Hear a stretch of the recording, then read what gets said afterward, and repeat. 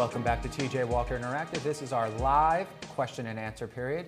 Every day at 2 p.m. right here on tjwalker.com, we take your questions live. TJ, making news today, Steve Martin. Question coming from answers.com about the Steve Martin incident, something that you could read here on tjwalker.com. He was giving a lecture, a question and answer session here in New York City at the 92nd Street Y.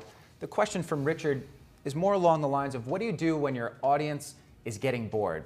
What happened at 92nd Street Y was that Steve Martin was doing a question and answer period, talking too much about art. That's what his new book is about.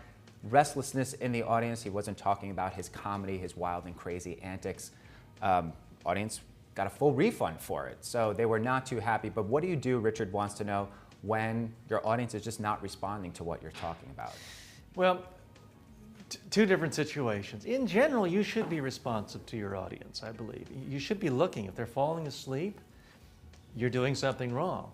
If they look puzzled, ask them, hey, am I making sense?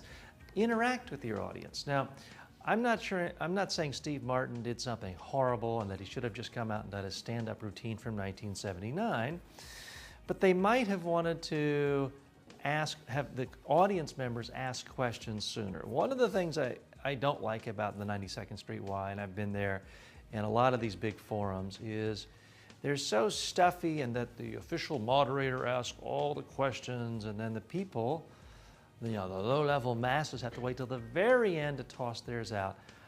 Why not have the questions come interspersed throughout? I think that would allow the audience to feel they're more a part of it and to feel as though they're not having something crammed down their throats. Now, it's inevitable, doesn't matter how good a communicator you are, at some point you're going to bomb, and apparently Steve Martin did.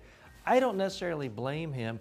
Part of the problem is how you actually position a speech, a presentation event. If it's just an evening with Steve Martin, it may have attracted a lot of people who want to hear about what they know him best for, his movie star days, his Saturday Night Live days.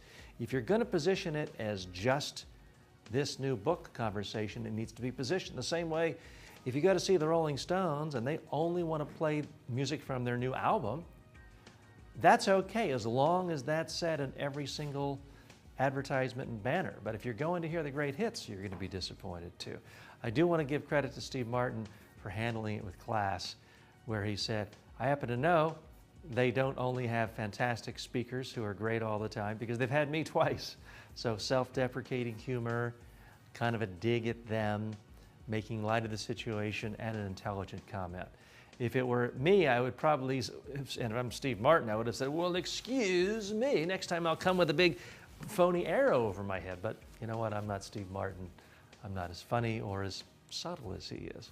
Mike? TJ, someone who was not subtle was a man in Norway. The incident, which you could see here on a video link at tjwalker.com, was live broadcast on Norwegian television, and in the background of the reporter asking an individual question, well, a man got naked.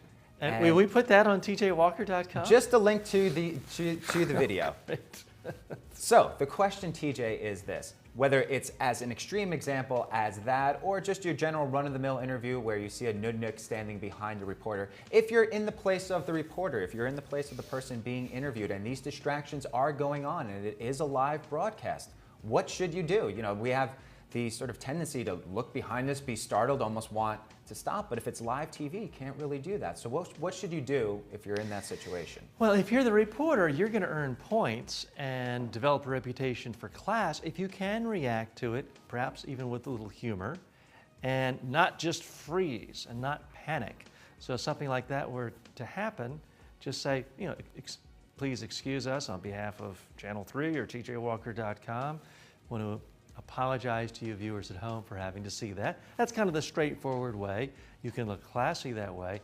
If you're clever and can have some sort of a quip and say, well, he's obviously a very cold gentleman, isn't he? Something like that that's a little bit of a sting, that can help too. But the worst thing is to just, you know, pretend like nothing happened. It won't fool anyone. Then you'll be made fun of. If you can react to it in a way that makes you seem like you're on top of the situation and not flustered, you'll develop an even better reputation for yourself as an on-air personality. Certainly We all wish that we could be like David Niven at the Oscars one year when a streaker came by and said, I believe his line was something to the effect of, "That's the biggest laugh he'll ever get," obviously referring to, well, him being naked. So, TJ, final question on reputation management. Another story, an image that you could see here on tjwalker.com. Scott Disick, if you're not familiar with him or the Kardashians, he is the partner of Kourtney Kardashian. He was shown giving charity, $100 to a homeless man. But, TJ, he's being derided for the image of him sort of looking blankly with a smirk and a smug look on his face as he gives this person the $100 bill. Talk a little bit about your reputation management in a situation like this. Even when you're doing something good for someone, he's getting lambasted for it.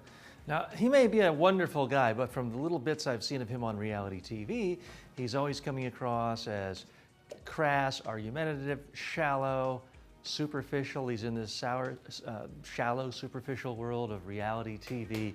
It's very hard to go from that and quickly transfer yourself and transition yourself into Mr. Philanthropist. It's only natural that the media hold you to a higher level of skepticism, especially when you're sort of like obviously holding a $100 bill in front of cameramen, in front of photographers, to a homeless man. It just looks a little too cute. It's too cute by half. Mike?